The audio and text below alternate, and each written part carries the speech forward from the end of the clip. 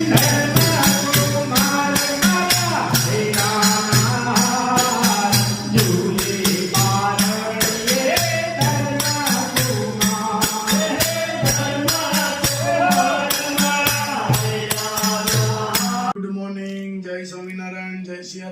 श्री कृष्ण, जय माताजी। ओम नमः शिवाय। सत्यमेव जयता सिद्धेश्वर महादेवनी जय। આજે સંતો કે 11ના પવિત્ર દિવસે આપણે ઘરે પધરામણી કરવાના છે, એટલે બપોર પછી આપણે કે વારો છે બપોર પછીનો, એટલે બપોર પછી આપણે પધરામણી સંતો આવશે અને સંતો પાસે આપણે પધરામણી કરાવશું ઠાકોરજીની। અને 11નો પવિત્ર દિવસ છે અને આપણો ભગવાનની દયાથી સંતો અને ઠાકોરજી આપણે ઘરે પધારે છે। જય સ્વામિનારાયણ। મહાભારતમાં યુધિષ્ઠિરે એક સત્ય વાત કહી હતી, મરવું બધાને છે પણ કોઈ મરવા નથી ઈચ્છતા। આજે પણ આવી જ પરિસ્થિતિ છે। ભોજન બધાને જોઈએ છે પણ ખેતી કરવી કોઈને ગમતી નથી। પાણી બધાને જોઈએ પણ પાણી બચાવવા કોઈ તૈયાર નથી। દૂધ બધાને જોઈએ પણ ગાય પાળવી ગમતી નથી। છાંયો બધાને જોઈએ પણ વૃક્ષ વાવવા કોઈને ગમતા નથી। અને અંતે પુત્ર વધુ બધાને જોઈએ છે પણ બેટી બચાવવા કોઈ તૈયાર નથી। જય સ્વામિનારાયણ।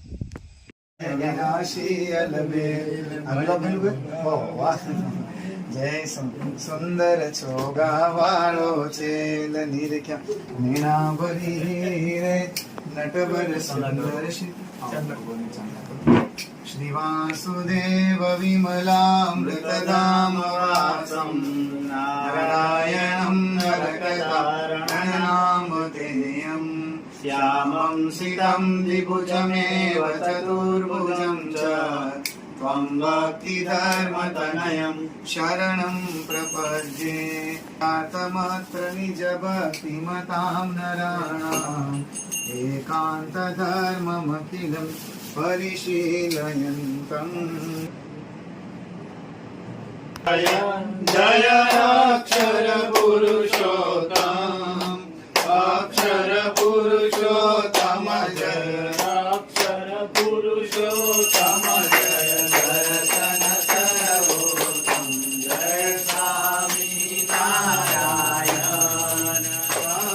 धन्य मम जीवन तव शरणे सुफलम् ओ तव शरणे सुफलम्। यज्ञ पुरुष प्रवर्तित यज्ञ पुरुष प्रवर्तित सिद्धान्तं सुफलम् जय स्वामिनारायण। स्वामिनारायण भगवान। अक्षर पुरुषोत्तम महाराज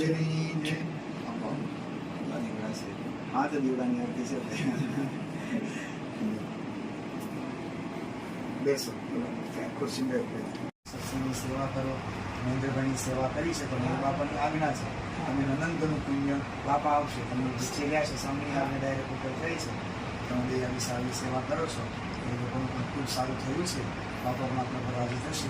આવીને આવી રીતે આપણા ઘરમાં સત્સંગ વર્તન કરે અને તમારો ધંધો પણ ગુજરાત પ્રદેશ હજી વધારે વિકસિત પામે, એ પણ આપણે ઠાકોરજી પાસે પ્રાર્થના કરીએ। સ્વામિનારાયણ સ્વામિનારાયણ સ્વામિનારાયણ સ્વામિનારાયણ સ્વામિનારાયણ સ્વામિનારાયણ સ્વામિનારાયણ સ્વામિનારાયણ સ્વામિનારાયણ સ્વામિનારાયણ સ્વામિનારાયણ સ્વામિનારાયણ સ્વામિનારાયણ સ્વામિનારાયણ સ્વામિનારાયણ સ્વામિનારાયણ ભગવાનની જય।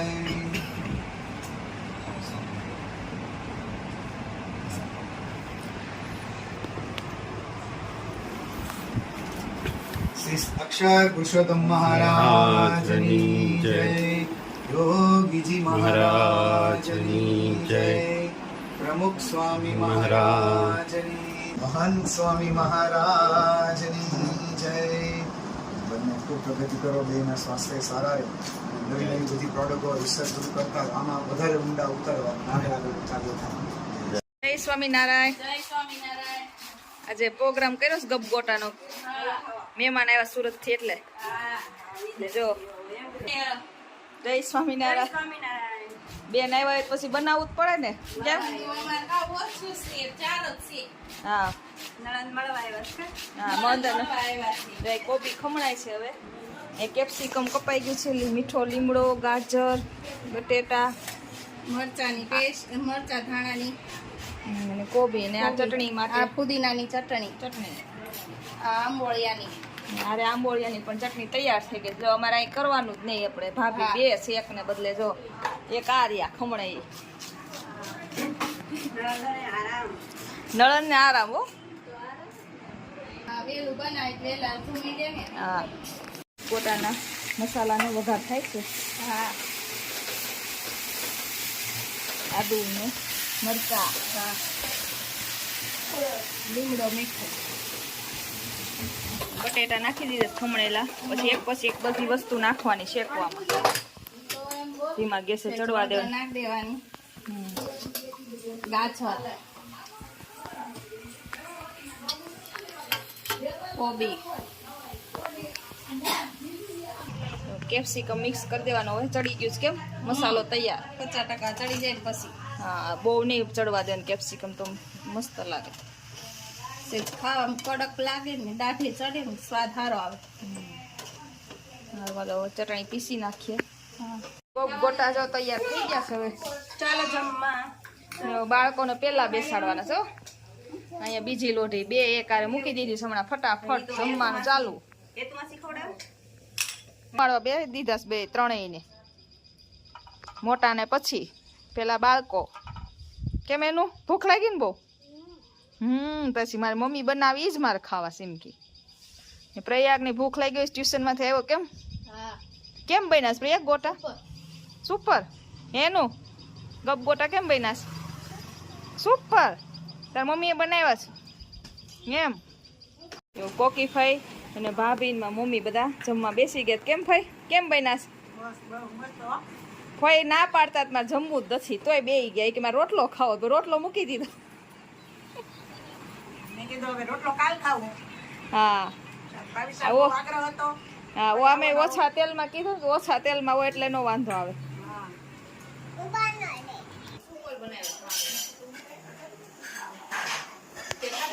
હા, સુપર.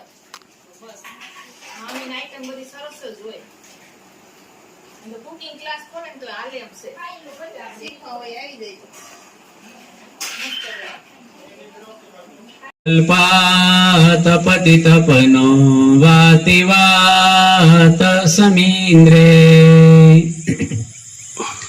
વહને ધતે ધરણી રુદધી લંઘતે નેવ વેલા સોયમ સીમા નિખિલ જગતા અંતરાત્માવતીર્ણો ધર્મમ રક્ષામ દિશતુ કુશલમ સ્વામિનારાયણોયમ.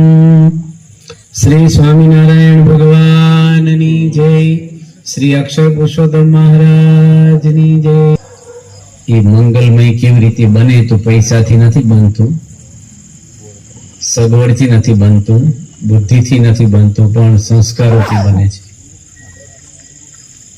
સંસ્કારો કઈ પૈસાથી નથી મળતા, બજારમાં કઈ એનું દુકાન નથી. સંસ્કારી પરિવાર ભાડે રહેતો હોય તો આનંદથી રહે છે, અને સંસ્કાર નહીં હોય ને તો મોટા બંગલામાં રહેતા છે ને તો એ ડખા થશે ને. ભગવાન તમને ગાડી કોઈ આપી હોય પણ હાંકતા ન આવડે તો ભટકાય કે નહીં? ભગવાને જીવન આપ્યું છે પણ એનું ઓપરેટ કરતા આવડવું જોઈએ આપણને. આપણે કોઈ જંગલમાં નથી રહેતા, એકલા સમૂહમાં રહી છીએ, સમાજમાં રહી છીએ.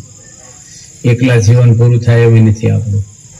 બધાના એક કોળિયો લો, એમાં હજારો કેટલા માણસોનો સપોર્ટ હોય ત્યારે મોટામાં કોળિયો થાય. ખેતી કરવા વાળા, મજૂરો, કેટલા દળવાન બનાવવાના અંત્યનું. એમ આપણા ઘરની અંદર આપણે રહીએ છીએ, એમાં ઘણા બધાનો સપોર્ટ છે. ઘર સિવાય બહાર વ્યવહારમાં આપણે રહેતા હોઈએ, હગાવાલા હોય, એ બધા જોડે કોઈ જોડે બગાડો તો તમને મજા નહીં આવે રહેવાની.